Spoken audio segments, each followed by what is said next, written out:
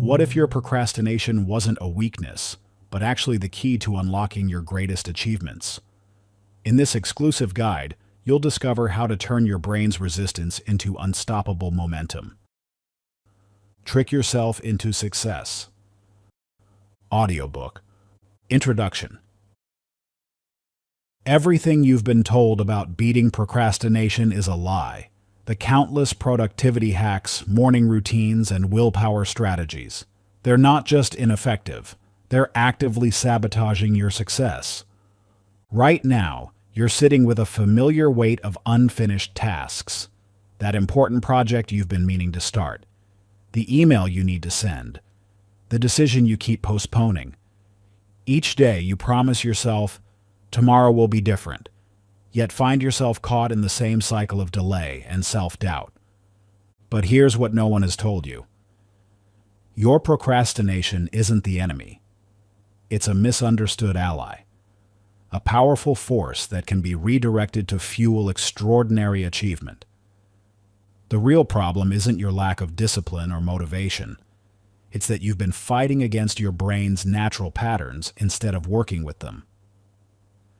This audiobook introduces a revolutionary approach called strategic self-deception, a science-backed method that transforms procrastination from a barrier into a catalyst for action. Through 5 transformative phases, you'll discover how to turn your brain's resistance into automatic momentum, harness psychological triggers that make action irresistible, create environment scripts that eliminate decision fatigue, master the art of productive procrastination, build unstoppable achievement systems that work with your natural tendencies. By understanding and redirecting your brain's inherent patterns, you won't just overcome procrastination. You'll transform it into your greatest asset for achieving extraordinary success. This isn't about forcing yourself to change.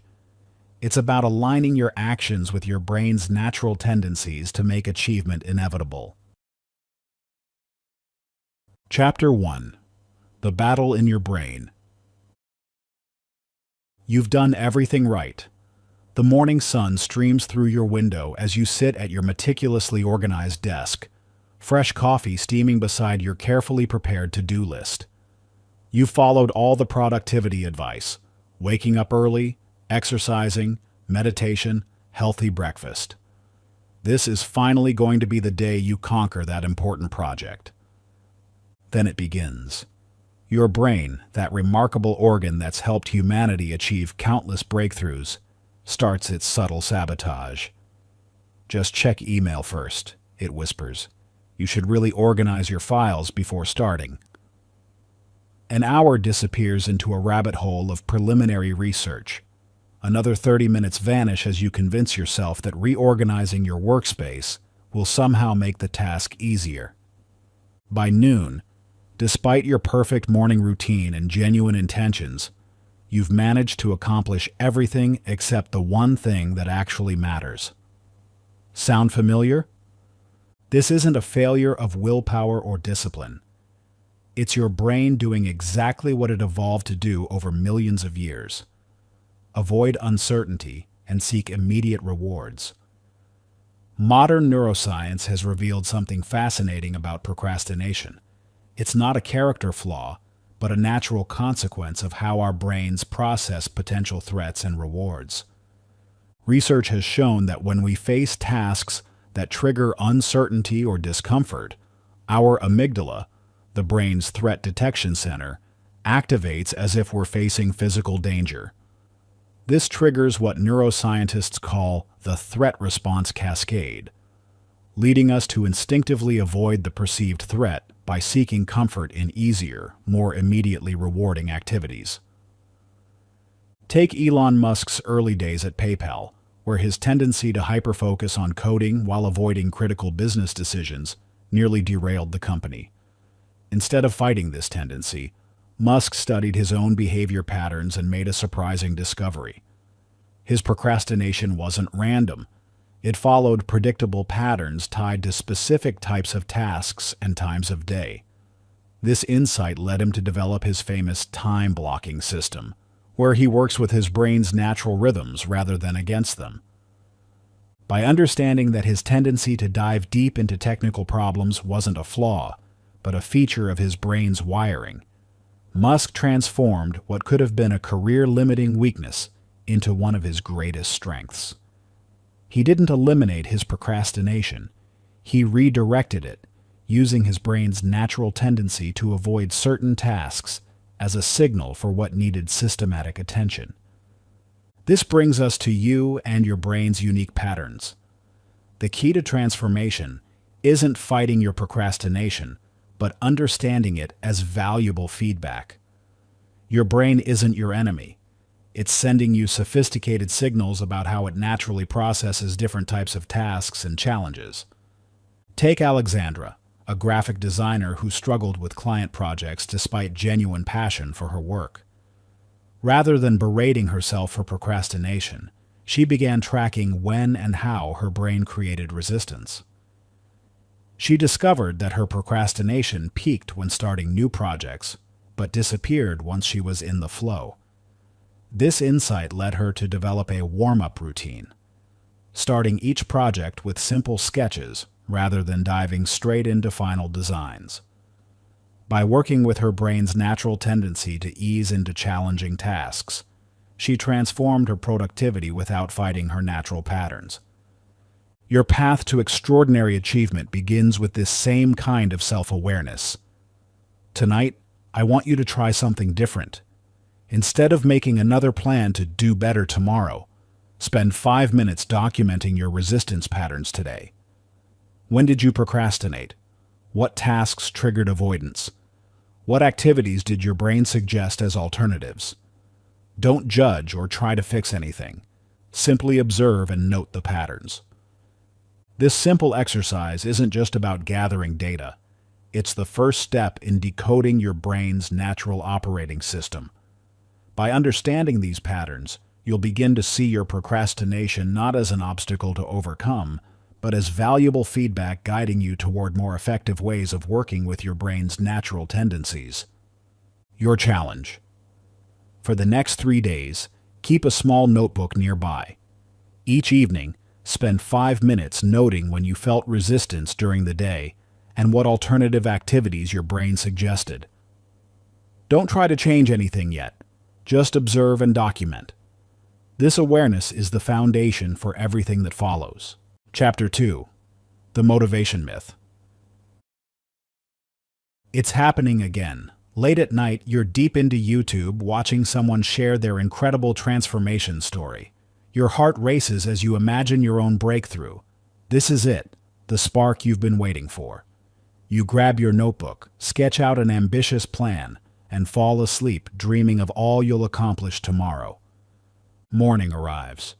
The inspiration that felt so powerful last night has evaporated like morning dew. You stare at your detailed plan, but instead of feeling that surge of motivation, you feel nothing. The tasks that seemed exciting in your midnight planning session now look overwhelming. You tell yourself you'll start when you're feeling more motivated, more energized, more ready. But here's the truth that most self-help advice gets wrong. Motivation isn't the fuel for action. Action is the fuel for motivation.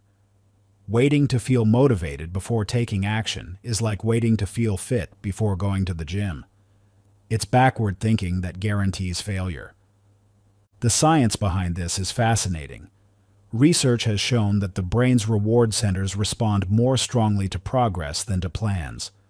When you take action, no matter how small, your brain releases small amounts of dopamine. This neurochemical response creates what scientists call an upward spiral. Action leads to feeling good, which makes more action more likely. Consider Jerry Seinfeld's famous "don't break the chain" productivity method. Early in his career, Seinfeld recognized a crucial truth. His success wouldn't come from bursts of inspiration, but from consistent daily writing. He developed a simple system: hang a big calendar on the wall and mark an X for each day he wrote jokes. His goal wasn't to write brilliant material every day. It was simply not to break the chain of X's. What made this approach so powerful wasn't just its simplicity. It was how it completely sidestepped the motivation question. Seinfeld didn't wait to feel creative or inspired.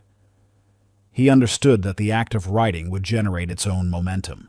Some days produced genius, others mediocrity, but the system kept him moving forward regardless of his emotional state. This brings us to a revolutionary concept. What if, instead of trying to generate motivation, you simply removed it from the equation entirely?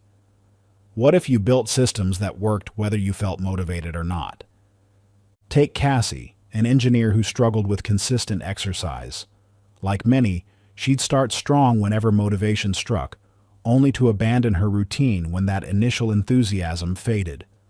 Her breakthrough came when she stopped trying to motivate herself entirely.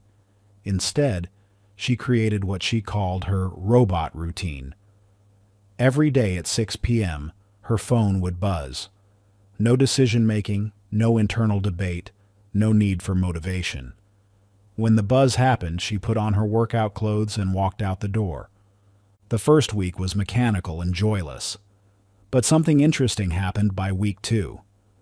Without the pressure to feel motivated, without the guilt of not feeling pumped enough to exercise, Cassie found herself actually enjoying her workouts more.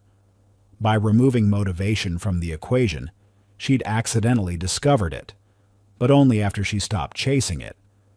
This principle applies to any goal you're pursuing. The key is to build systems that trigger action directly, bypassing the unreliable middleman of motivation. Your brain will try to convince you that you need to feel ready, inspired, or energized before starting. This is a lie, one that has probably cost you countless hours of productivity.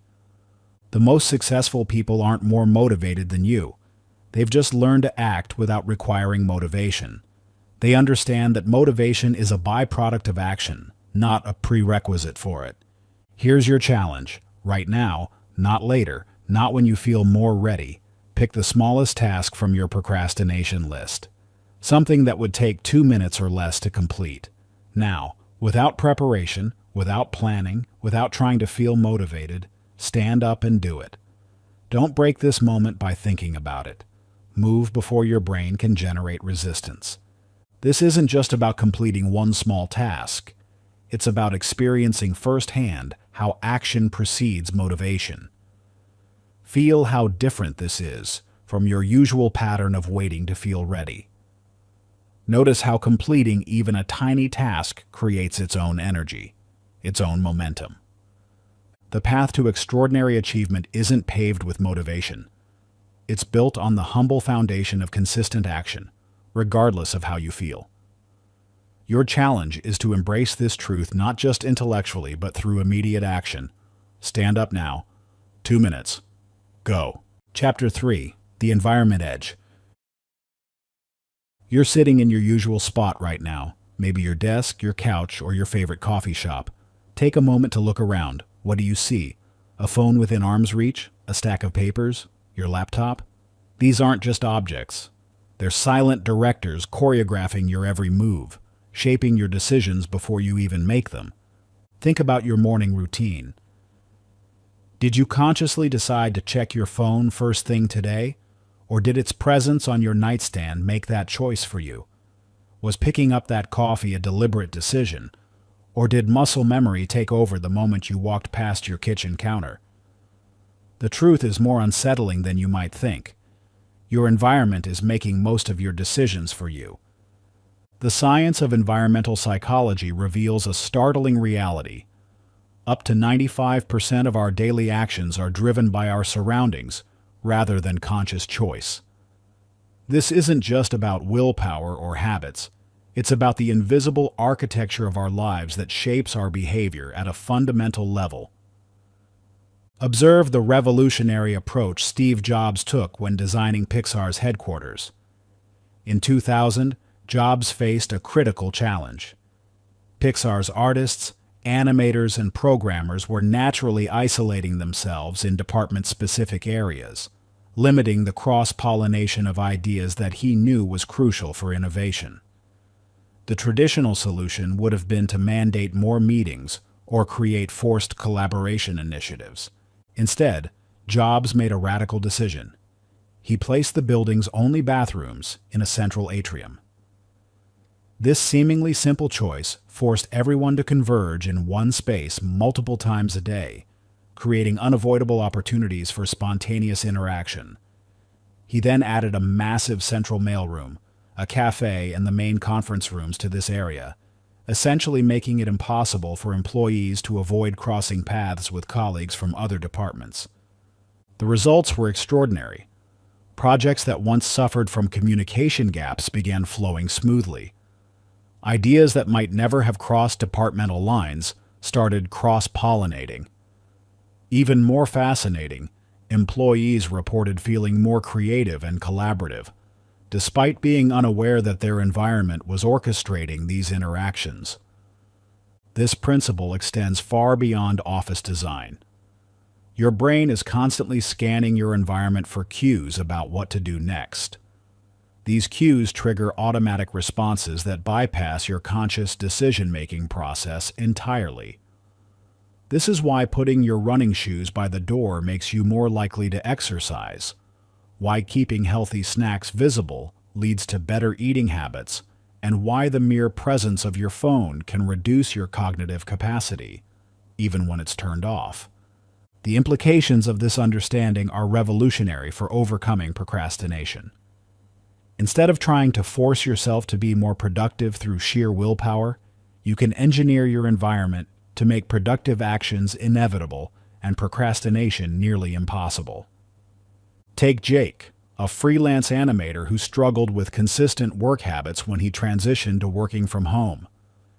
His initial attempts to improve productivity focused on traditional approaches, time management techniques, productivity apps, and setting strict schedules. Nothing stuck until he discovered the power of environmental design. Jake began by analyzing his work patterns and identifying his primary procrastination triggers. He noticed that having his gaming computer visible from his desk created a constant temptation. His phone, always within reach, became a portal to endless distractions. Even the direction his desk faced, looking out onto a busy street, divided his attention. Instead of trying to strengthen his willpower, Jake redesigned his space based on behavioral psychology principles. He created a dedicated work area in a separate room from his gaming setup, positioned his desk to face a blank wall, with natural light coming from the side, and established a phone parking station in another room. He even went as far as to prepare his workspace each evening for the next day, laying out only the essential tools needed for his first task. The transformation was immediate and profound. Without the constant visual triggers for procrastination, Jake found himself naturally flowing into deep work sessions. His productivity doubled, but more importantly, the mental energy he previously spent resisting temptation was now available for creative work. This brings us to the crucial understanding. Your environment isn't just influencing your behavior, it's creating it. Every object in your space is either supporting your goals or undermining them. Every layout choice is either facilitating focus or fragmenting it. There are no neutral elements. The key to leveraging this knowledge lies in understanding three core principles of environmental design. Visual priming shapes behavior. What you see first when you enter a space determines your initial actions. Place tools for productive tasks prominently while hiding potential distractions. Distance equals difficulty. The further something is from you, the less likely you are to use it. Use this to your advantage by creating friction for procrastination activities and removing it for productive ones. Flow follows function. Arrange your space to create natural pathways toward productive activities. Make the desired behavior the path of least resistance. Implementing these principles doesn't require a complete overhaul of your space. Small, strategic changes can have dramatic effects. The key is to make these changes intentional rather than leaving your environment to chance. Your challenge now is to conduct a simple but powerful environmental audit. Take out a piece of paper and divide it into 2 columns. In the first column, list every object within arm's reach of where you typically work. In the second column, mark each item as either supporting or undermining your productivity goals. Then, make 3 immediate changes. Remove one major distraction from your primary workspace entirely.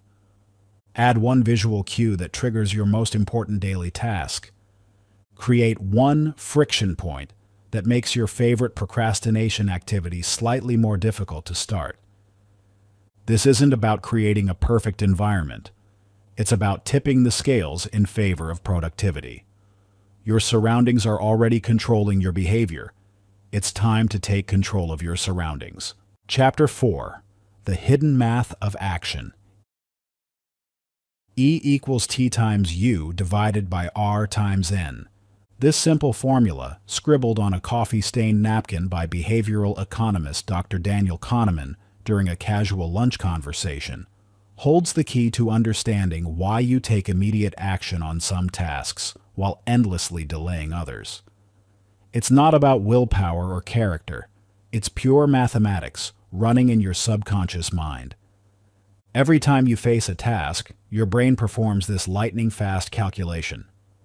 Effort, E, equals time required, T, multiplied by unpleasantness, U, divided by reward, R, multiplied by nearness of reward, N. Think about the last time you chose to scroll through social media instead of working on an important project. Your brain wasn't being lazy. It was solving this equation. Social media offers immediate rewards, high N, with minimal effort, low E, while that important project requires sustained focus, high T, with rewards that feel distant, low N. This isn't just theoretical. It's hardwired into your neural circuitry. Neuroscience research has revealed that our brain's reward centers, particularly the nucleus accumbens, respond up to 5 times more strongly to immediate rewards than to delayed ones, regardless of size. This explains why the promise of a small immediate pleasure often overrides our commitment to larger future gains. Warren Buffett understood this principle intuitively when he developed his now famous two-list system for decision-making. The story goes that Buffett's personal pilot, Mike Flint, was frustrated with his lack of career progress and asked for advice.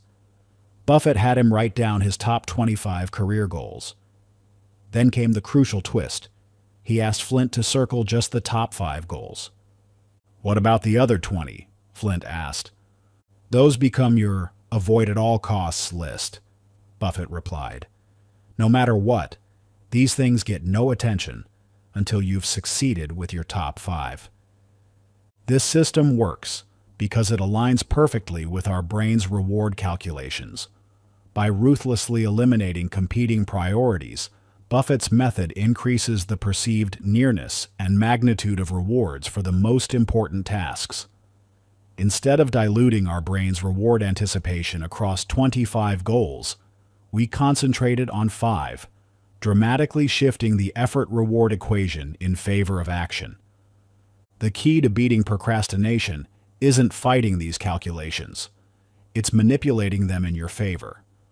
This process, known as reward engineering, involves strategically adjusting the variables in your brain's equation to make important tasks more immediately appealing.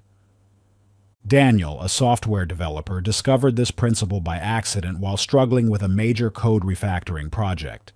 The task was daunting, high T, tedious, high U, and the benefits would only be seen months later, low N. His brain's math was clearly saying procrastinate. Instead of trying to force himself to work, Daniel experimented with changing the variables. He broke the project into 20-minute segments, lower T, created a progress visualization that gave him immediate feedback, higher N, and added a personal reward system, a favorite coffee shop visit after each completed segment, higher R. Suddenly, the same task that had seemed impossible became almost irresistible. The most powerful application of this principle is reward stacking strategically combining multiple small, immediate rewards with longer-term benefits.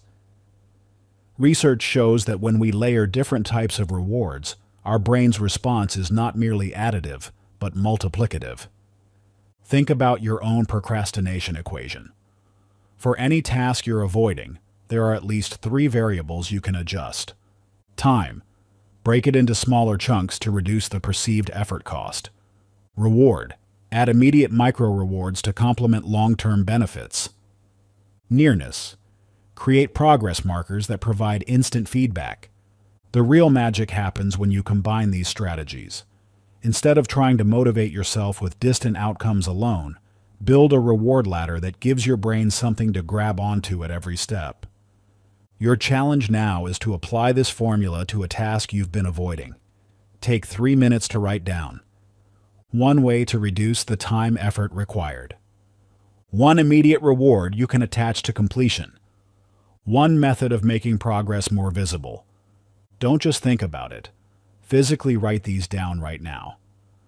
Remember, your brain is constantly running these calculations, whether you're aware of them or not. By consciously engineering the variables, you can transform any task from a source of procrastination into an invitation for immediate action. Chapter 5. The Time Illusion. 1 hour, 60 minutes, 3,600 seconds. An immutable measurement of time that somehow feels radically different depending on what you're doing. When you're scrolling through social media or binge-watching your favorite show, an hour evaporates like morning mist. Yet when you're tackling that important project, the one that could transform your career, that same hour stretches like molasses in winter. This isn't just your imagination. Your brain literally warps time based on your emotional state, attention, and perceived value of the activity. Understanding this phenomenon isn't just fascinating. It's the key to making time work for you instead of against you. The science behind this temporal distortion is rooted in how your brain processes different types of experiences. Research has shown that novel experiences appear to slow down time in our perception, while familiar or passive activities seem to speed it up.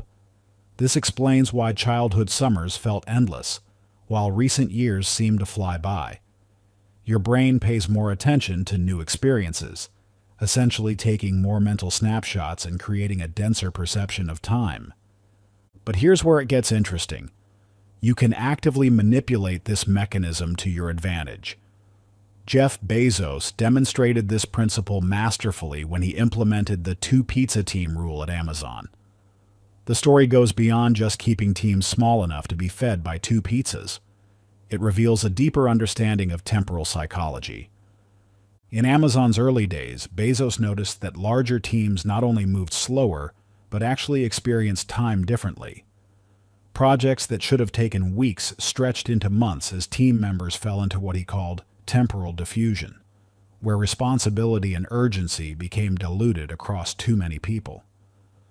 By limiting teams to the size that could be fed by 2 pizzas, typically 5 to 7 people, Bezos wasn't just improving communication, he was manipulating time perception itself.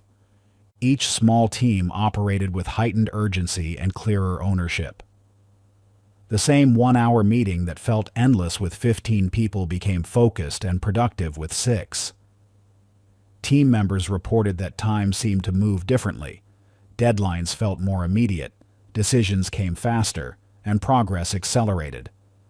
But Bezos didn't stop there. He combined this with strict time constraints, famously implementing the Day One philosophy to maintain the urgent, fast-paced feeling of a startup, even as Amazon grew into a global giant. This wasn't just motivational speaking. It was sophisticated temporal engineering. The results were extraordinary. Projects that larger companies would estimate at 6 months were completed in weeks. Teams that felt perpetually behind schedule suddenly found themselves ahead of deadlines. The secret wasn't working longer hours. It was changing how team members experienced time itself. This principle extends far beyond corporate settings. Your brain's time-warping tendencies affect every aspect of your life, from personal projects to daily habits. The key is learning to manipulate what neuroscientists call temporal framing, the way your brain packages and processes time-based experiences. Nina, a struggling novelist, discovered this accidentally while battling writer's block. She'd set aside entire weekends to write, but found herself paralyzed by the seemingly endless blocks of time. The more time she had, the less she wrote. Then she stumbled upon an unconventional solution. Instead of scheduling long writing sessions, Nina began setting her phone timer for just 22 minutes. An odd number chosen specifically because it felt more urgent than around 30 minutes. She'd write until the timer went off, then take an 8-minute break, again using precise numbers to maintain the sense of urgency. The results were immediate and dramatic. Those same hours that had felt like endless deserts of procrastination became focused sprints of productivity. By breaking time into unusual increments and creating artificial constraints, Nina tricked her brain into experiencing time differently. Within 6 months, she completed the novel that had been stuck in first draft limbo for years. The science behind Nina's success reveals 3 critical principles of temporal manipulation. First, your brain processes unusual time intervals differently than standard ones. A 22-minute session feels more urgent than 20 minutes because it requires more attention to track, keeping your brain more engaged.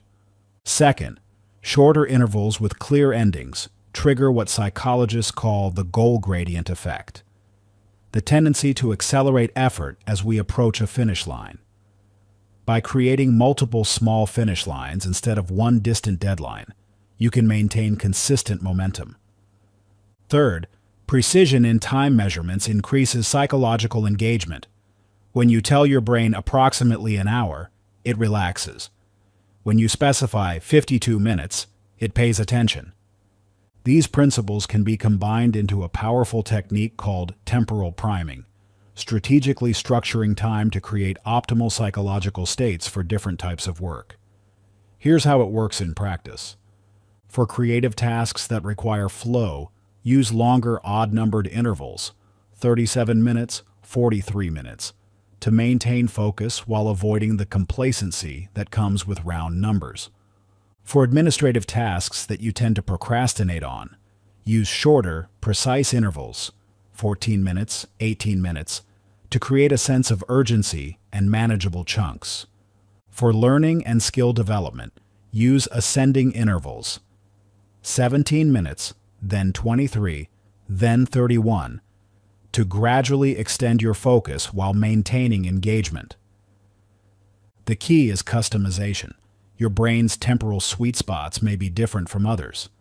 The goal is to find the time structures that create the optimal balance of urgency and focus for your specific tasks and tendencies. This brings us to the most powerful application, the temporal contrast technique.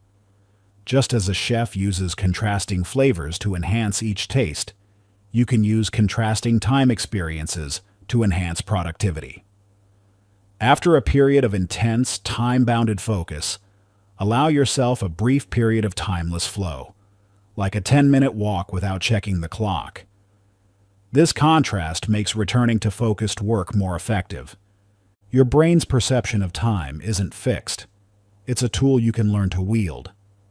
The next time you find yourself procrastinating on an important task, remember, the hour isn't the problem.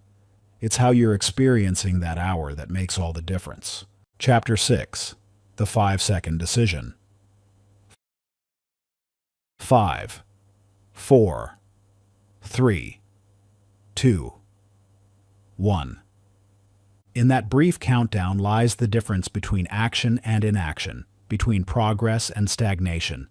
Every day, your brain engages in countless micro-decisions, each one a potential turning point. That moment when your alarm rings and you decide whether to rise or hit snooze. The instant when you consider making that important call. The split second before starting a challenging task. These decisive moments happen in the blink of an eye, yet they shape the entire trajectory of your day, and ultimately, your life. What if you could master this critical space between thought and action? What if you could transform these brief windows of opportunity into launching pads for achievement? The science of decision-making reveals something fascinating. Your brain makes choices long before you're consciously aware of them. Neuroscientists studying decision-making patterns have discovered that the brain activity indicating a choice occurs up to 7 seconds before we become consciously aware of our decision.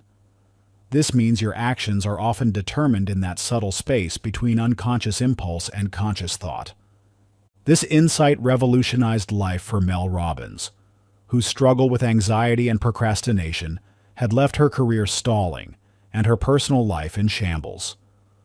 One evening, watching a NASA rocket launch on television, she noticed something crucial. The countdown wasn't just for show. It served as a precise activation sequence, a way to bypass complexity and create decisive action. Inspired by this observation, Robbins developed what would become known as the 5-second rule. The premise was simple. When you feel the impulse to act on a goal, count backward from 5 to 1, then move physically. This wasn't just a motivational trick. It was based on solid neurological principles. By counting backward, you engage your brain's prefrontal cortex, interrupting the habit loop that leads to procrastination. The results were immediate and profound. Robbins used this technique to break free from her morning snooze habit, then applied it to progressively bigger challenges. Within a year, she had transformed her career, relationships, and financial situation. The simplicity of the technique belied its power. It worked because it aligned perfectly with how our brains naturally make decisions. The key lies in understanding that your brain processes decisions through two systems: the rapid, instinctive system 1 and the slower, analytical system 2. When you hesitate on taking action, it's usually because system 2 has hijacked the process, leading to overthinking and analysis paralysis. The 5-second countdown works by engaging system 1, bypassing the overthinking that typically leads to procrastination. Lucas, a struggling real estate agent, discovered this principle's power during a particularly challenging period. His tendency to overthink client interactions was causing him to miss crucial opportunities. Sales requires split-second decisions. Hesitate too long, and the moment passes. Implementing a modified version of the 5-second rule, Lucas created what he called instant action triggers. When meeting potential clients, he would silently count backward from 5 the moment he spotted an opportunity to add value or address a concern. This simple technique bypassed his tendency to overanalyze and enabled him to act decisively. Within 3 months, his sales numbers doubled. More importantly, his client satisfaction scores improved dramatically. By removing the delay between recognition and response, he became more authentic and effective in his interactions. His quick, genuine responses built trust faster than his previous carefully calculated approaches ever had. The technique worked because it aligned with a fundamental truth about human psychology. Action precedes motivation. By moving physically within 5 seconds of an impulse, you create momentum that overwhelms mental resistance. This isn't about being reckless. It's about preventing analysis paralysis from killing productive action. The power of this approach lies in its simplicity. You don't need complex strategies or extensive preparation. You only need to master that crucial space between impulse and action. The countdown serves as a clear, actionable bridge between intention and implementation. Chapter 7. The Environment's Hidden Control. Imagine a Formula One driver stepping into their car, only to find the dashboard cluttered with flashing screens, the steering wheel tangled with charging cables, and a smartphone constantly buzzing with notifications. Would anyone blame them for poor performance? Of course not. Yet every day, you attempt to navigate your most important tasks while surrounded by an equally chaotic array of distractions. Then blame yourself when procrastination inevitably strikes. Your environment isn't just a backdrop, it's an active participant in every decision you make. Each object, notification, and visual cue in your space is silently shaping your behavior, creating either resistance or flow in your daily actions. Understanding this truth liberates you from the myth that procrastination is simply a matter of willpower. The science of behavioral architecture reveals that our surroundings influence up to 90% of our daily decisions without our conscious awareness. This explains why even the strongest motivation crumbles in an environment designed for distraction. Your space isn't neutral. It's either working for you or against you. Maya Angelou understood this principle at a profound level. Despite her remarkable talent and discipline, she recognized that creativity required more than just willpower. Her solution was radical yet effective.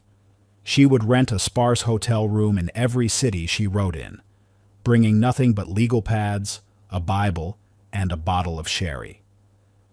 The room contained only a bed and a small desk facing a blank wall. This wasn't luxury. It was strategic environmental design. By stripping away every possible distraction, Angelou created a space where writing became the path of least resistance. The bare walls eliminated visual noise that could trigger divergent thoughts. The absence of entertainment options meant her brain had no easy escape routes. Even the positioning of her desk, facing a blank wall instead of a window, was intentional, forcing focus inward rather than outward. The results speak for themselves. In these austere rooms, Angelou produced some of the most celebrated works in American literature. Her environment didn't just support her writing, it made writing inevitable. The space itself became a creative force, channeling her energy toward production rather than procrastination. This principle extends far beyond writing. Your physical space is constantly broadcasting subtle signals to your brain, creating either friction or flow toward your intended actions. Every object in your environment is either a trigger for productivity or a potential distraction.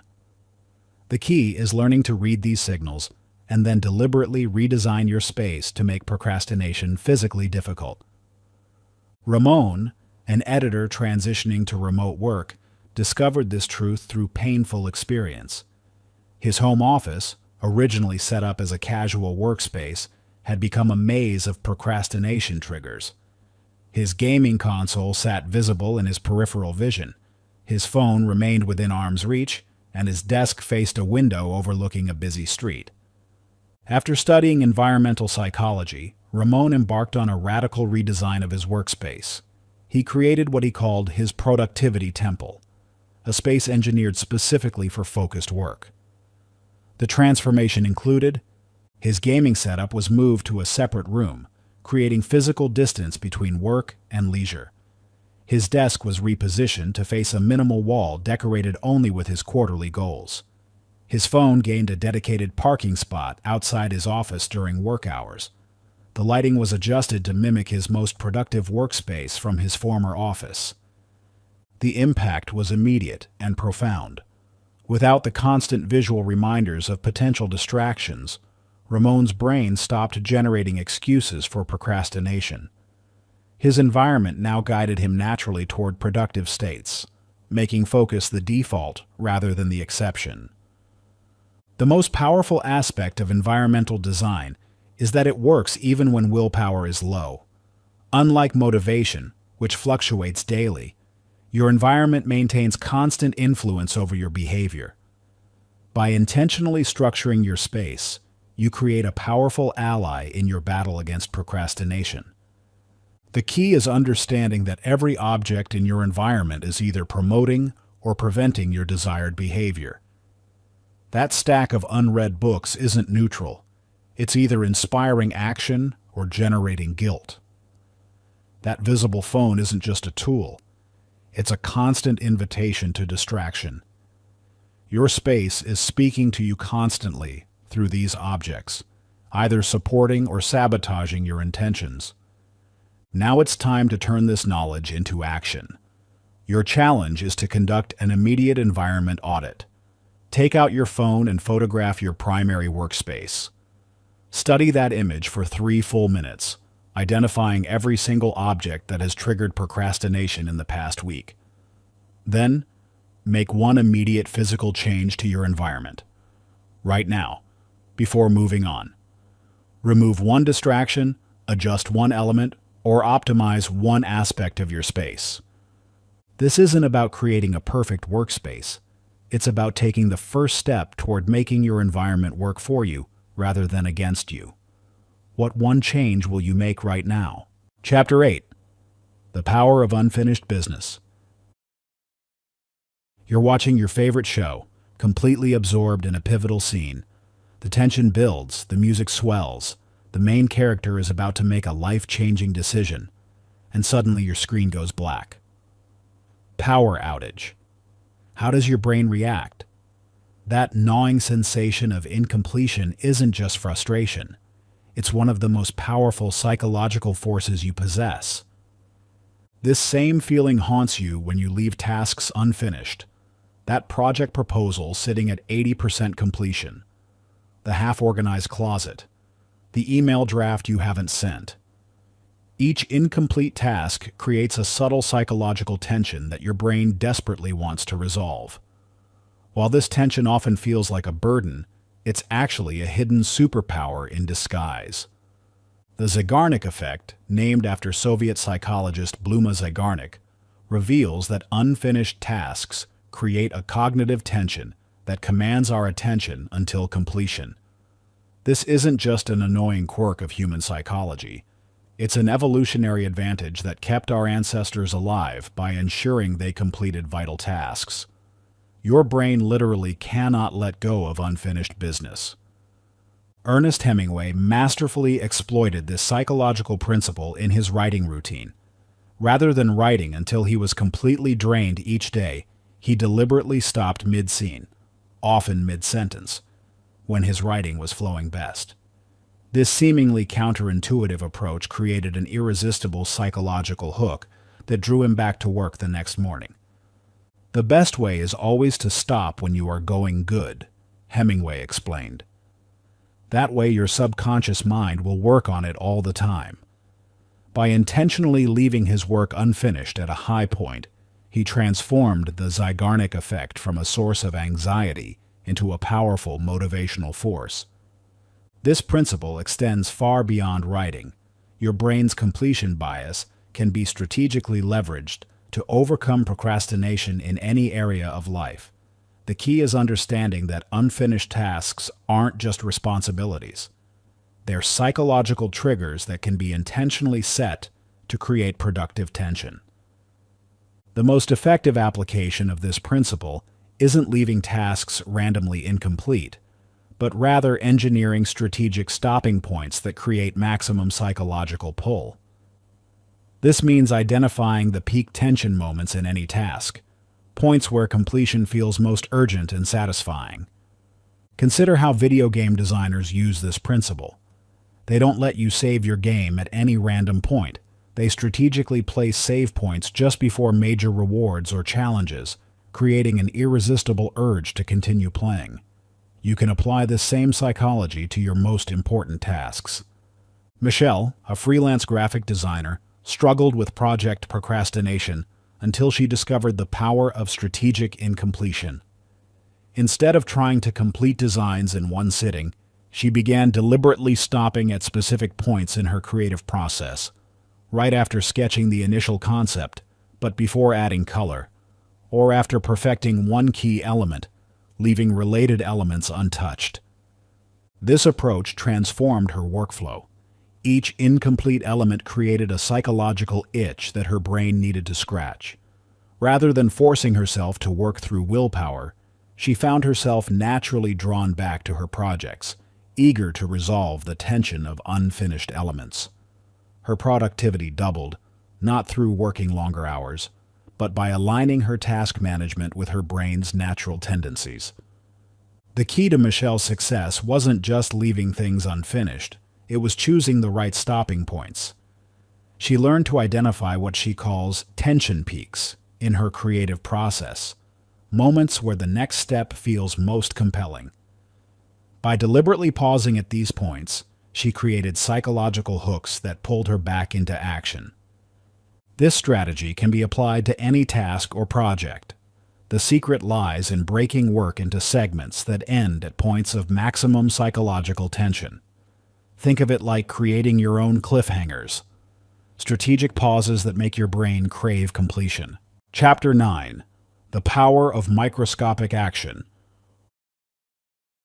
What if the secret to climbing Everest is not looking up at the summit, but down at your next step?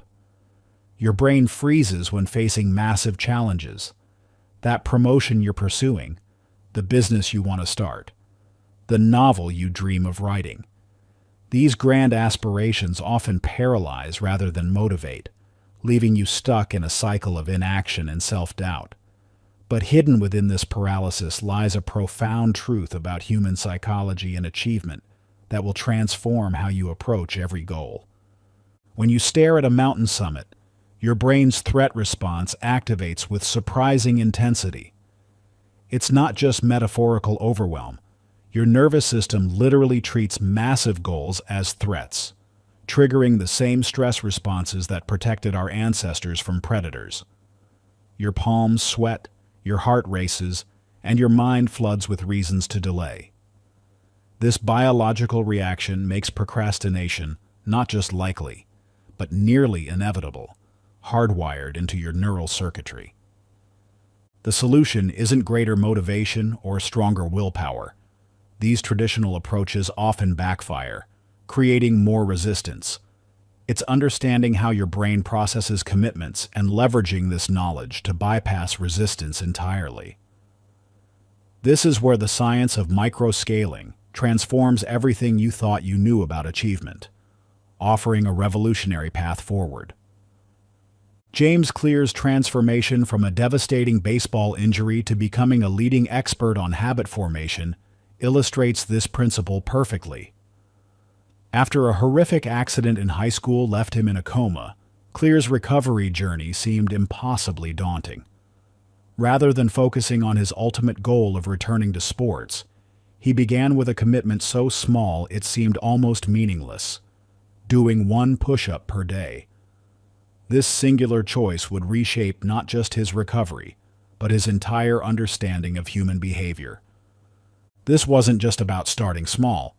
It was about understanding how the brain processes commitments at their most fundamental level. Clear discovered that by making his initial action ridiculously easy, he bypassed his brain's threat response entirely. That single push-up grew into a comprehensive fitness routine, eventually leading to his becoming a collegiate athlete. More importantly, this experience revealed the transformative power of microscopic commitments in creating lasting change. The key insight isn't about the size of your actions. It's about how your brain perceives them.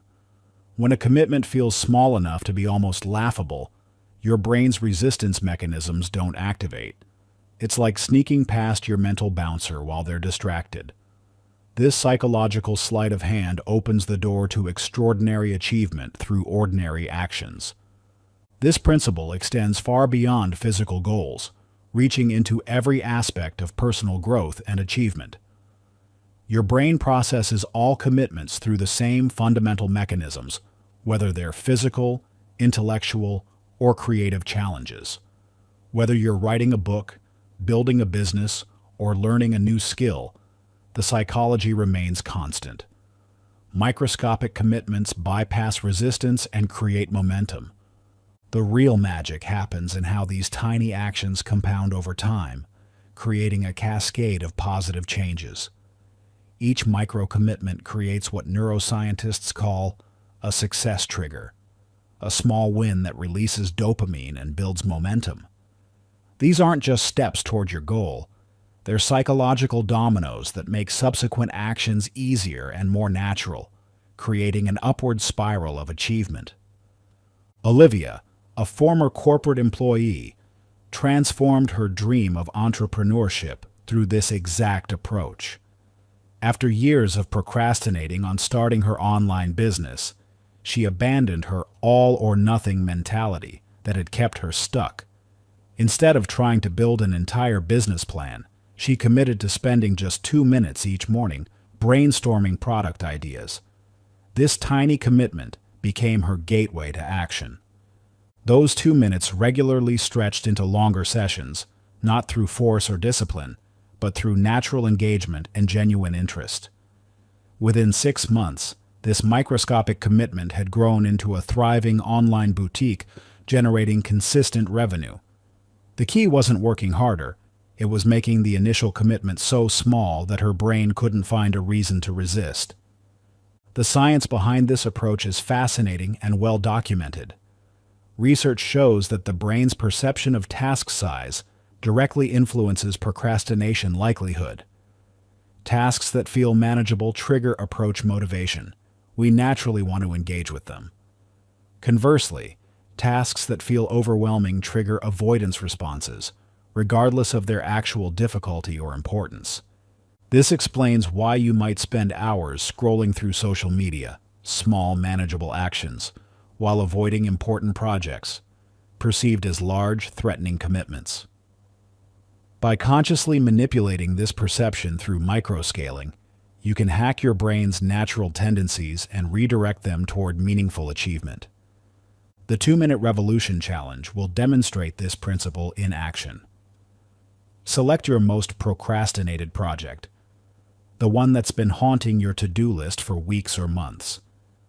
Now identify an action related to this project that would take less than 2 minutes to complete. Make it so ridiculously small that it would feel more awkward to avoid it than to do it. This tiny commitment will become your bridge from inaction to unstoppable momentum. Chapter 10. The Art of Strategic Self-Deception. Want to know the most powerful lie you can tell? The one you tell yourself when you know you're lying. This paradox holds the key to unlocking unprecedented levels of achievement, revealing a fascinating quirk of human psychology that turns conventional wisdom about honesty and success on its head. In fact, this counterintuitive approach might be exactly what you've been missing in your quest for extraordinary results.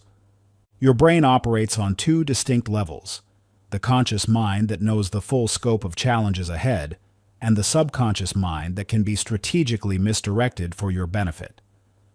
Understanding this dual nature opens up extraordinary possibilities for breaking through procrastination and resistance. The magic happens in the space between these 2 levels of awareness. When you deliberately trick yourself into action while fully aware of the deception, something remarkable happens. Your brain's threat detection system, which typically triggers procrastination when facing daunting tasks, gets temporarily bypassed. This creates a unique state of productive self-deception where both knowledge and strategic ignorance coexist to serve your goals.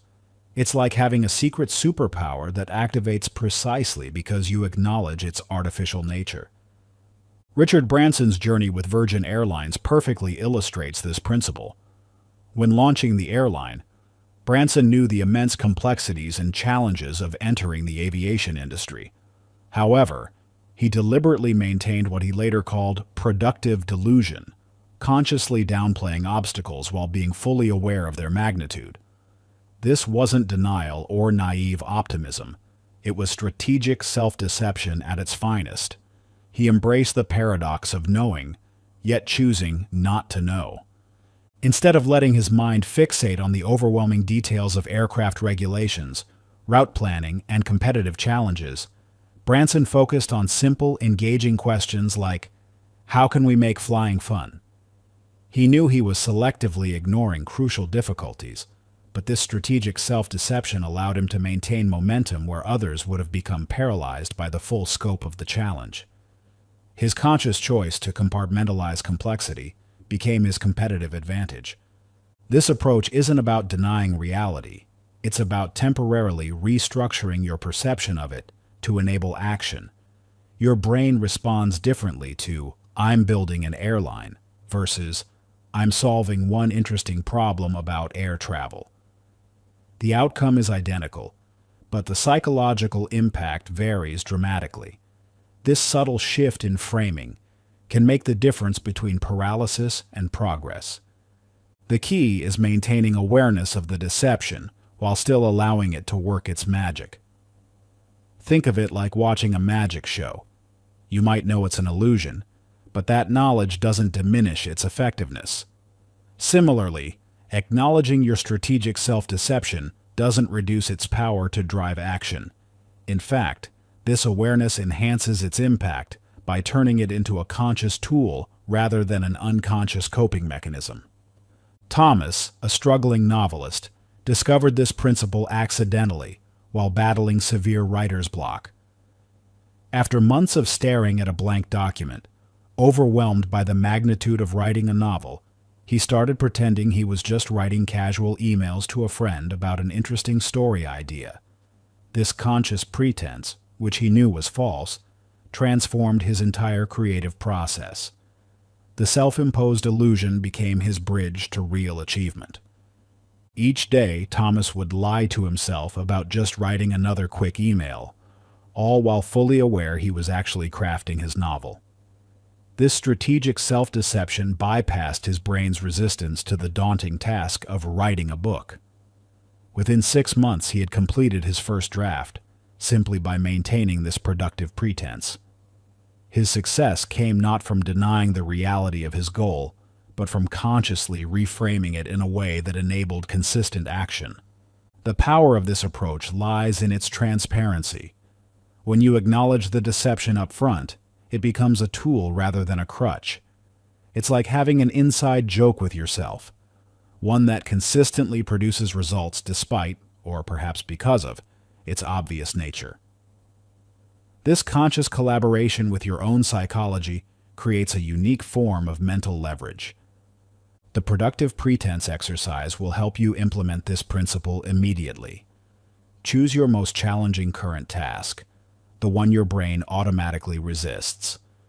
Now, consciously create an alternative framing that makes it feel deceptively manageable. The key is to choose a pretense that you know is technically false, but still allows you to engage with the task differently. Your awareness of the pretense becomes part of its power. For instance, if you're procrastinating on starting a business, pretend you're just playing around with interesting ideas for a few minutes. If a presentation is paralyzing you, tell yourself you're just chatting with friends about something cool you learned.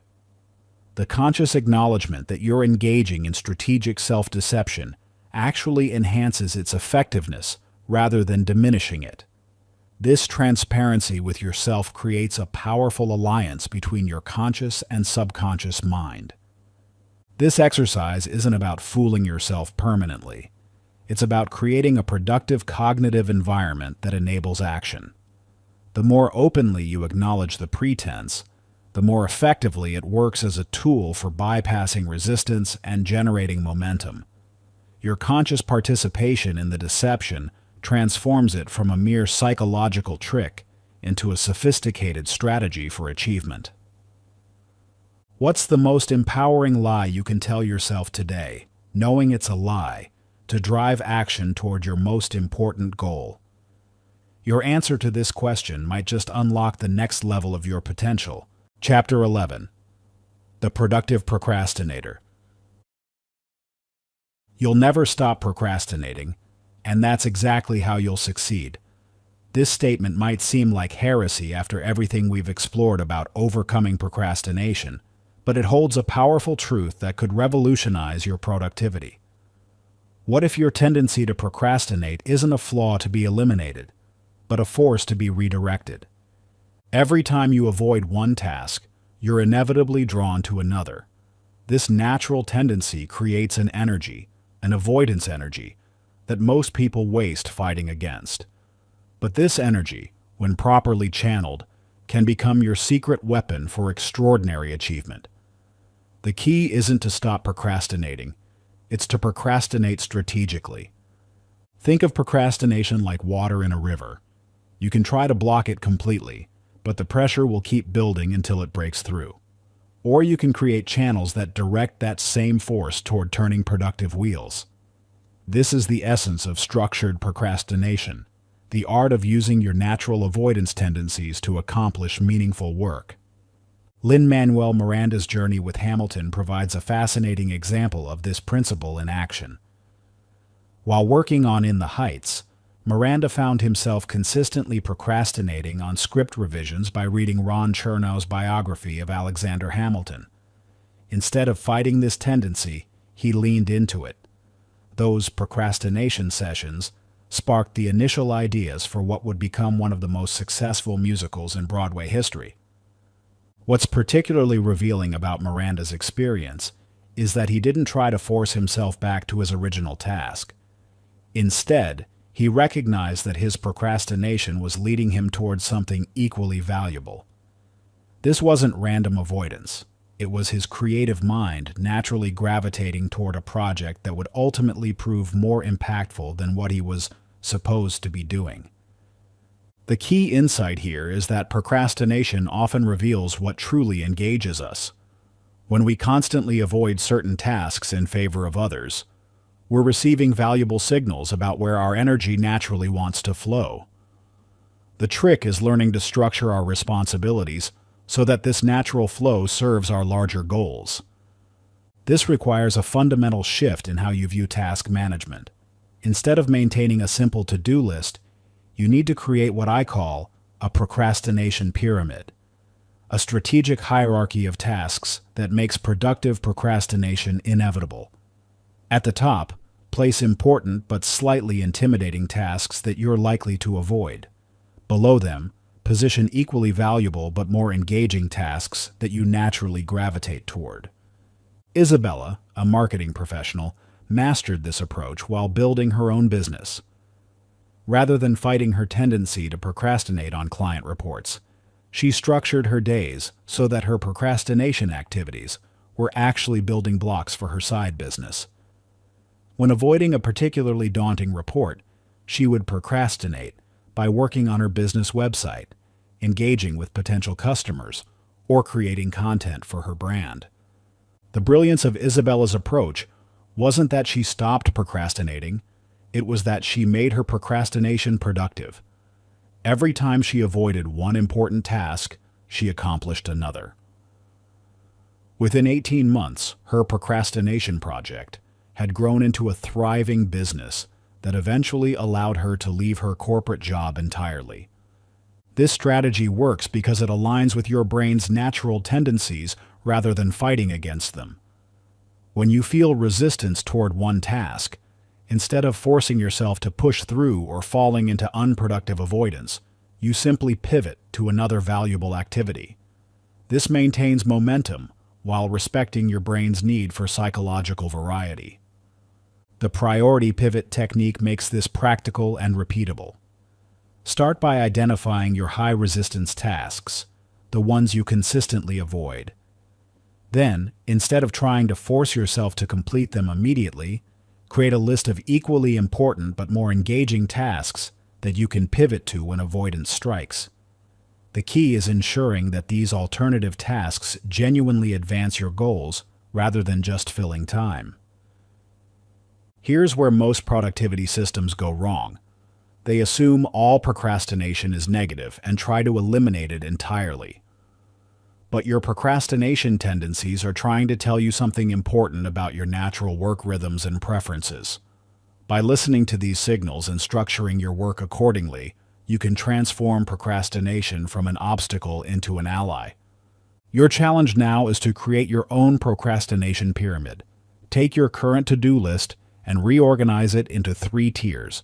Top-tier tasks you tend to avoid, middle-tier tasks you find engaging, and bottom-tier tasks that serve as productive breaks. The goal isn't to tackle everything in order, but to ensure that when you inevitably procrastinate on top-tier tasks, you naturally fall into middle-tier activities that still move you forward. What's the most productive thing you could accomplish today while avoiding something else? Chapter 12. Turn work into play. The clock reads 3 a.m., but you barely notice. Your fingers dance across the keyboard, executing the same sequence of actions you've performed hundreds of times tonight. Collect resources, craft items, defeat enemies, level up. The cycle continues, and hours evaporate like morning mist. You're grinding in a video game, performing repetitive tasks to gain experience or resources, and somehow this objectively monotonous activity has completely captured your attention. Now imagine your most procrastinated task. Perhaps it's organizing financial records, writing that business proposal, or tackling the mountain of emails in your inbox. Why does one form of repetitive activity completely absorb you while the other feels like pulling teeth? The answer lies not in the activities themselves, but in how your brain perceives and processes them. Games tap into fundamental psychological triggers that transform mundane actions into compelling experiences. They create artificial challenges, immediate feedback loops, and a sense of measurable progress that hijacks your brain's reward systems. This isn't just about entertainment. It's about understanding and harnessing one of the most powerful motivational forces known to psychology. David Goggins, former Navy SEAL and ultramarathon runner, discovered this principle during his military training. Facing brutal physical challenges that seemed impossible to overcome, Goggins developed what he called the cookie jar method. He turned each grueling workout into a personal game, creating specific challenges and metrics to beat. Instead of thinking, I have to run 20 miles, he would set up mini-games. Can I beat my time to the next checkpoint? Or, how many more steps can I take before needing a break? What made Goggins' approach particularly effective was how he gamified not just the activities themselves, but the mental challenges they presented. He created a scoring system for pushing through pain, awarded himself points for maintaining focus during difficult moments, and treated each completed challenge as a cookie he could mentally store away and draw upon during future trials. This transformed his relationship with discomfort from something to avoid into something to actively pursue for points and progress. The power of this approach lies in its ability to bypass your brain's natural resistance to difficult tasks. When you frame a challenge as a game, you activate different neural pathways than when you approach it as work. Your brain shifts from threat response mode into challenge response mode, releasing performance-enhancing neurochemicals instead of stress hormones. This isn't about adding superficial points and badges to your tasks. It's about fundamentally restructuring how you engage with challenges. The key is creating game mechanics that align with your brain's natural reward systems while serving your larger goals. Observe these core elements of effective gamification. Challenge calibration. Games are most engaging when they operate at the edge of your current abilities. Too easy and you get bored. Too hard and you get frustrated. The sweet spot lies in creating challenges that stretch you while remaining achievable. Clear feedback loops. Games provide immediate, concrete feedback about your progress. Every action has a visible consequence, making it easier for your brain to form positive associations with productive behaviors. Progressive complexity. Good games gradually increase in difficulty as your skills improve, maintaining engagement through constant, manageable challenge escalation. Meaningful rewards. The reward system must connect to something you genuinely value, whether it's personal achievement, social recognition, or tangible benefits. Michael, a marketing executive struggling with consistent exercise, applied these principles to transform his fitness routine. He created Developer's Defense, a game where each workout represented a battle against bug monsters threatening his code kingdom. Different exercises became different types of attacks, with rep counts translating to damage points. He tracked his character stats, actual fitness metrics, using a simple spreadsheet, watching them improve over time. The brilliance of Michael's system wasn't in its complexity, but in how it reframed exercise from a dreaded obligation into an engaging narrative he wanted to participate in. Within 3 months, he had maintained the longest consistent workout streak of his life, all while having fun with his character progression. To apply this to your own procrastinated tasks, start with the game layer framework. First, identify the core activities involved in your procrastinated task. Break them down into their smallest component parts. These will become your basic game actions. Next, create a simple but engaging scoring system. The key is making it meaningful to you personally. Points should reflect real progress toward your goals, not just arbitrary numbers. Then, establish clear win conditions and level up moments. These create natural breakpoints that give you a sense of achievement and progression. Finally, design rewards that matter to you. These can be as simple as checking off items on a progress tracker, or as elaborate as treating yourself to something special after reaching certain milestones. The goal isn't to create an elaborate gaming system that becomes another form of procrastination. Instead, you want to harness just enough game mechanics to shift your brain's perception of the task from burden to challenge. Start small. Take one specific task you've been avoiding and apply a single game element to it. Maybe it's tracking a streak of daily actions, setting up a point system for completed subtasks, or creating boss battles for major milestones. Your challenge for today: choose your most procrastinated task and create a simple game framework around it.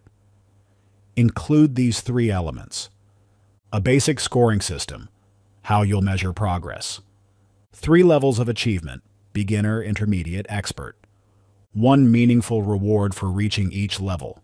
Keep it simple enough to start immediately, but engaging enough to maintain your interest.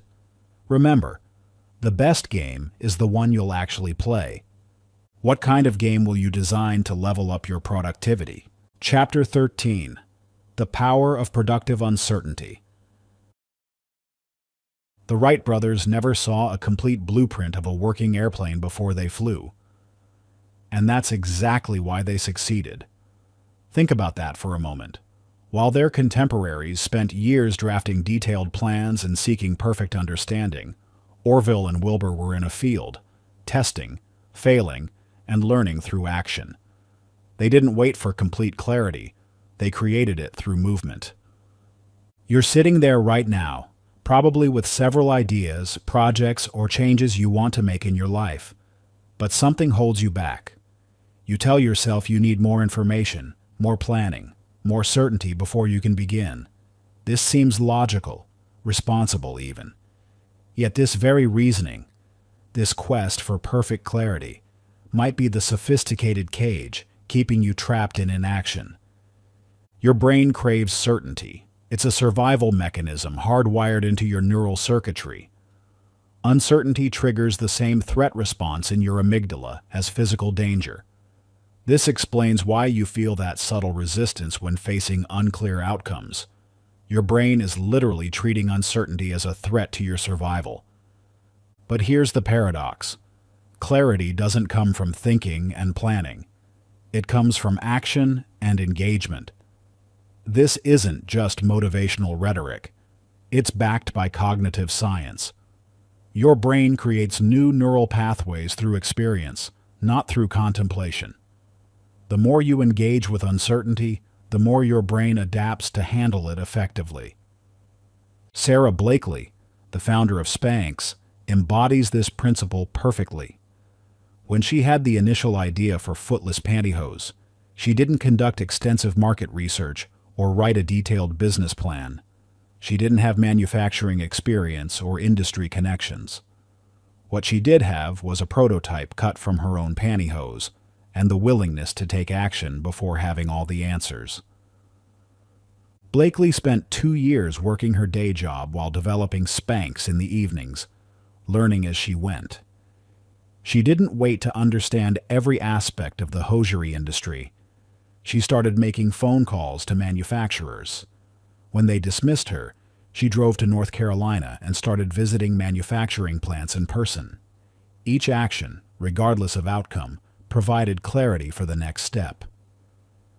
Most tellingly, when asked about her success, Blakely often credits her lack of industry knowledge as an advantage. Because she didn't know the right way to do things, she wasn't constrained by conventional wisdom. Her naivety became her innovation engine. allowing her to question assumptions that industry veterans took for granted. This pattern repeats across nearly every field of achievement. The most successful people aren't those who wait for perfect clarity. They're the ones who use action to create clarity. They understand that clarity isn't a prerequisite for action, it's a result of it. The key lies in reframing uncertainty from a barrier to a tool. Instead of seeing unclear outcomes as a reason to hesitate, view them as an opportunity to gather real-world data. Each action, regardless of result, provides information you couldn't have gained through planning. Take these practical strategies for leveraging uncertainty. Start with minimum viable action, the smallest step that will generate real feedback. Don't try to solve every potential problem before beginning. Embrace the clarity cascade. Each action creates clarity that informs the next action, creating a self-reinforcing cycle of progress. Use time boxing to limit overthinking. Give yourself strict time frames for planning versus action, forcing decisions before perfect clarity arrives. Adrian's story perfectly illustrates these principles in action. A developer with no media experience, Adrian had been planning to start a podcast about indie game development for over a year. He had elaborate spreadsheets detailing potential topics, equipment comparisons, and marketing strategies. Yet month after month, no podcast materialized. Finally, frustrated with his own analysis paralysis, Adrian made a radical decision. He would record and publish his first episode within 48 hours, using whatever equipment he had available. The result was far from perfect. He used his phone's built-in microphone, stumbled over his words, and barely scratched the surface of his intended topic. But something remarkable happened. That imperfect action generated more clarity than a year of planning. He learned how his voice actually sounded in a recording, discovered which topics he could speak about fluently versus those that needed more research, and identified technical issues he never would have anticipated. Most importantly, he had real feedback from actual listeners. Their questions and comments shaped future episodes in ways he never could have predicted. Within 6 months, his podcast had found its voice and built a dedicated following. Not despite starting before he was ready, but because of it. The key to Adrian's success wasn't in abandoning planning altogether, but in recognizing when planning had become a form of procrastination. He shifted from seeking clarity through analysis to creating clarity through action. This approach isn't just about business or creative projects. It applies to any area where uncertainty might be holding you back. Whether you're considering a career change, starting a fitness routine, or learning a new skill, waiting for perfect clarity is often counterproductive. Instead, adopt these practical techniques for action-first clarity. The 5-minute sprint. When facing uncertainty, commit to just 5 minutes of direct engagement with the task. This tiny commitment bypasses your brain's threat response while generating real-world feedback. The Clarity Journal. After each action, briefly note what you learned. This creates a tangible record of how action generates understanding, reinforcing the benefit of movement over analysis. The Uncertainty Ladder. Break down your goal into smaller steps, ranking them by uncertainty level. Start with the most certain step, using the momentum to tackle increasingly uncertain actions. Remember, the goal isn't to eliminate uncertainty. It's to become comfortable operating within it. Each time you take action before having perfect clarity, you strengthen your capacity for productive uncertainty. Your challenge for today is simple but powerful. Identify one project or goal where you've been waiting for perfect clarity. Now, commit to taking one concrete action in the next hour, before you feel ready. The action should be small enough to complete quickly, but substantial enough to generate real feedback. What will you learn by doing instead of planning? Chapter 14. The Focus Revolution. Ping new email. Ding text message. Buzz social media notification. Beep calendar reminder. Swoosh instant message. In the time it took you to read those 5 notifications, your brain has already shifted attention modes at least 7 times. Studies show the average person is interrupted every 40 seconds when working at their computer. That's 1,200 attention shifts in a typical 8-hour workday. Each switch depletes your mental energy and fractures your ability to maintain deep focus. This isn't just about productivity, it's rewiring your brain. Every time you respond to a notification, you're strengthening neural pathways that make you more susceptible to distraction. Your attention span isn't just being challenged, it's being systematically dismantled, one ping at a time. The human brain wasn't designed for this constant barrage of interruptions. While we pride ourselves on multitasking, neuroscience reveals a stark truth. Your brain can't actually process multiple attention-demanding tasks simultaneously. What we call multitasking is really just rapid task switching, and each switch comes with a cognitive cost. This cost, known as attention residue, means part of your brain remains stuck on the previous task even as you move to the next one. It's like trying to drive while still thinking about the argument you just had. You're not fully present in either moment. But here's where it gets interesting. Your brain's focus mechanism isn't fixed. It's trainable. Like a muscle, attention can be strengthened through strategic exercise. Understanding this biological reality is crucial because it means you're not fighting against your nature when you work to improve focus. You're working with your brain's natural capacity for growth and adaptation. Bill Gates, despite, or perhaps because of, running one of the world's largest technology companies, recognized the critical importance of sustained focus early in his career. Twice a year, Gates retreats to a secluded cabin for what he calls think weeks, 7 days of uninterrupted deep thinking and reading. During these periods, Gates disconnects completely from the digital world. No phones, no emails, no meetings. He brings only books and papers related to the big questions he wants to explore. This isn't just executive luxury, it's strategic necessity. Many of Microsoft's most important strategic shifts, including the famous 1995 Internet tidal wave memo that redirected the entire company's focus toward the emerging Internet, emerged from these periods of intense concentration. What's particularly noteworthy about Gates's approach is its progressive nature. He didn't start with week-long focus sessions. In the early days of Microsoft, he began with shorter periods of protected time, gradually expanding them as his focus muscles strengthened. This progressive training approach is key to developing sustainable focus habits. The science behind this approach is fascinating. When you maintain focused attention, your brain produces beta waves, associated with active processing, and gamma waves, linked to learning and memory formation. Extended periods of focus actually strengthen the neural networks responsible for attention control, making it easier to maintain concentration in the future. But here's the crucial insight. Trying to force yourself into hours of deep focus immediately is like trying to run a marathon without training. You'll likely fail and reinforce the belief that you can't focus. Instead, you need to progressively build your attention and stamina through strategic practice. This brings us to practical application. The key to developing unbreakable focus lies in understanding and working with your brain's natural attention cycles.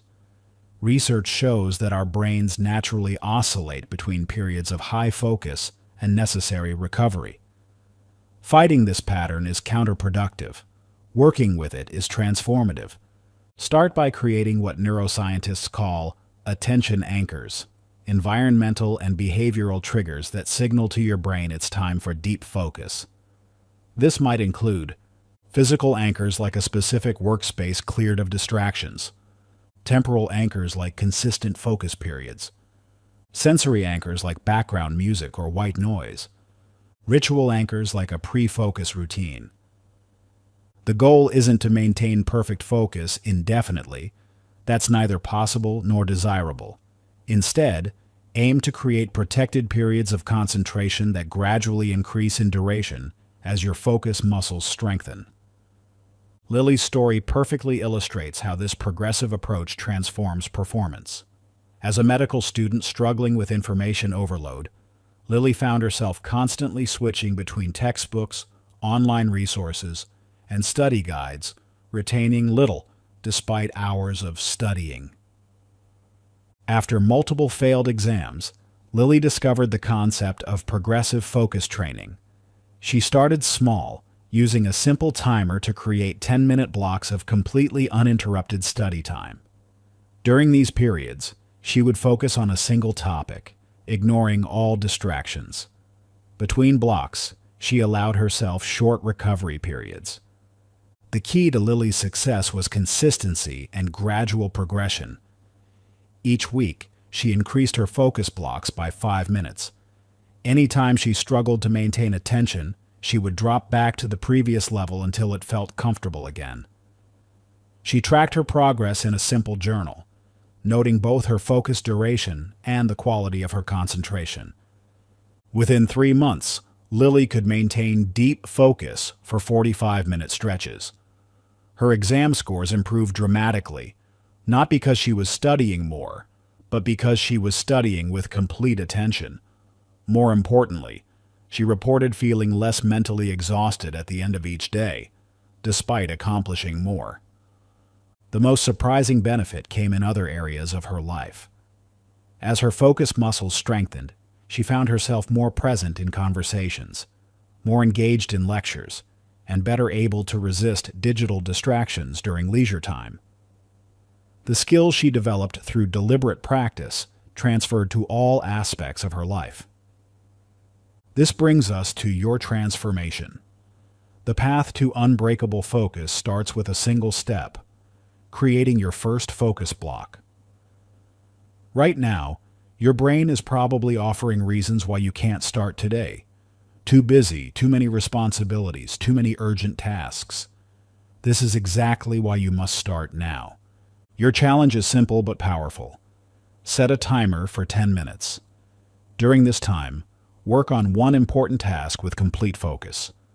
No phones, no email, no distractions. Just you and the task at hand. When the timer rings, stop and note how it felt.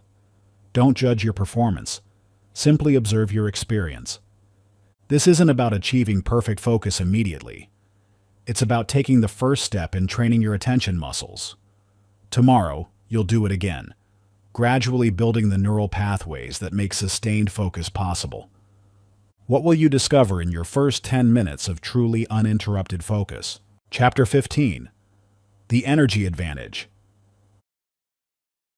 You remember that day, the one where everything just clicked. Tasks that normally felt like climbing mountains became effortless stepping stones. Your mind was sharp, decisions came easily, and procrastination seemed like a distant memory.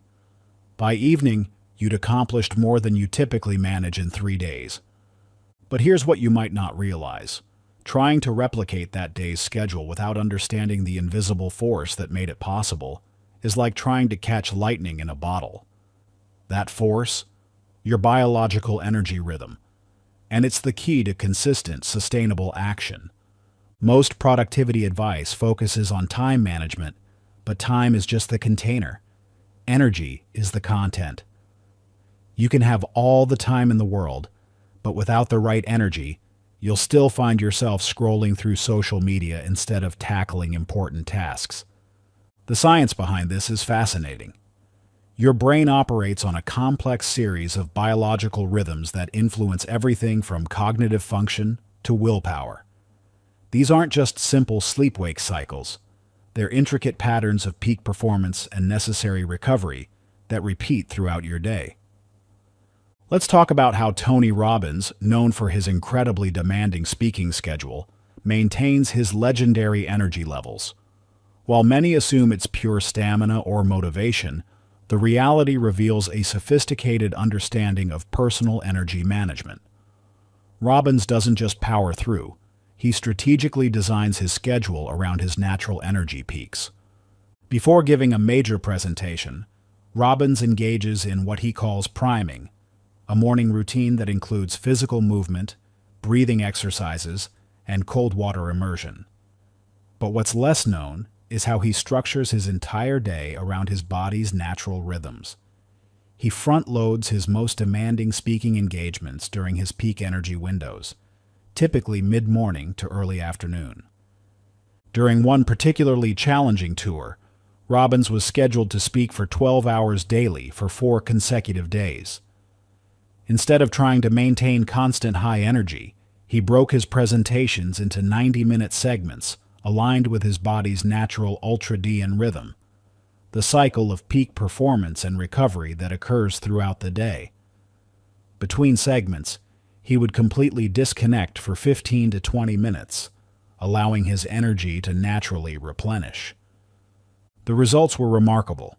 While other speakers might struggle to maintain energy for a single day-long session, Robbins could sustain peak performance for 4 consecutive days. By working with his body's natural rhythms rather than against them, he transformed what seemed like an impossible schedule into a sustainable routine. This isn't just about speaking engagements or high-intensity performance. Your brain's energy patterns affect every aspect of your productivity, from creative work to decision-making to physical tasks. Understanding and leveraging these patterns can mean the difference between fighting procrastination all day and flowing naturally from task to task. The key lies in recognizing that your energy isn't meant to be constant. Your brain naturally oscillates between periods of high focus and necessary recovery approximately every 90 minutes. This ultradian rhythm is hardwired into your biology. Fighting it is like trying to hold your breath indefinitely. You might succeed for a while, but eventually, biology wins. Consider Peter, a designer who struggled with consistent creative output. He would sit at his desk for 8 straight hours, becoming increasingly frustrated as his creativity and focus diminished throughout the day. Despite working longer hours, his productivity was declining, and procrastination was becoming a bigger problem. Through energy tracking, Peter discovered his creative energy peaked in 2 distinct windows: early morning, 7 to 9 a.m., and late afternoon, 4 to 6 p.m. Instead of forcing himself to design continuously, he restructured his day around these natural peaks. He scheduled client meetings and administrative tasks during his lower energy periods and protected his peak windows for pure creative work. The transformation was dramatic. Not only did his output double, but the quality of his work improved significantly. More importantly, procrastination nearly vanished during his peak windows because he was working with his brain's natural rhythm rather than against it. Peter's key insight was that energy management isn't about maintaining constant high energy. It's about strategically using your natural peaks and respecting your necessary recovery periods. He learned to treat his energy like waves in the ocean. You can ride them, but you can't control them. This brings us to your transformation. The first step is understanding your personal energy patterns. While everyone follows the basic ultradian rhythm, the timing and intensity of your peaks and valleys are unique to you. Some people experience their highest energy early in the morning. Others come alive late at night. The key is identifying your personal pattern. Start by creating what scientists call an energy map. For the next 3 days, rate your energy levels on a scale of 1 to 10 every hour you're awake. Note not just your overall energy, but specifically your mental focus. How easily can you concentrate? Creative energy. How freely do ideas flow? Physical energy. How does your body feel? Emotional energy. What's your mood and motivation level? Look for patterns in when you naturally feel most capable of different types of tasks. When do you find it easiest to tackle challenging work? When do you typically start procrastinating? These patterns reveal your personal energy blueprint. Once you have this data, you can begin strategically aligning your tasks with your energy levels. The goal isn't to fight your natural rhythms, but to leverage them. Schedule your most important or challenging tasks during your peak energy windows. Use lower energy periods for administrative work, routine tasks, or necessary recovery. This brings us to your immediate challenge. Begin your energy mapping today. Right now, note your current energy levels across all 4 dimensions: mental, creative, physical, emotional. Set a simple hourly reminder on your phone. Each time it rings, take 30 seconds to record your energy levels and what you're doing at that moment. This isn't just about collecting data, it's about developing awareness of your natural rhythms and how they affect your tendency to take action or procrastinate. What patterns will you discover in your personal energy landscape? Conclusion. Every journey has a moment of transformation, that pivot point where everything changes. For you, that moment is now. As you stand at this threshold between who you were and who you're becoming, take a moment to appreciate the profound shift in your understanding of how your brain works and how to harness its natural tendencies. Your transformation follows a path. You've moved beyond simplistic solutions and quick fixes to develop a sophisticated understanding of your own psychological mechanisms. This isn't just about getting things done. It's about fundamentally changing your relationship with action and achievement. Evaluate how your approach to tasks has evolved. Where once you might have waited for motivation or the perfect moment, you now understand that action precedes motivation. Your environment is no longer just a backdrop, but a carefully designed system that makes productive behavior inevitable. Even procrastination has been transformed from an obstacle into a strategic tool for channeling energy effectively. Studies show that when we align our strategies with our brain's natural tendencies, we create new neural pathways that make productive behavior increasingly automatic. Each small success strengthens these pathways, making future action easier and more natural. This brings us to your path forward. The system you've built isn't static. It's designed to evolve with you. As you tackle new challenges and set bigger goals, these principles will adapt and scale. The key is continuing to trust the process, knowing that each action, no matter how small, contributes to your ongoing transformation. Thank you for listening and for investing in yourself. I believe in you. Your potential is endless. Now go out there and create the life you deserve.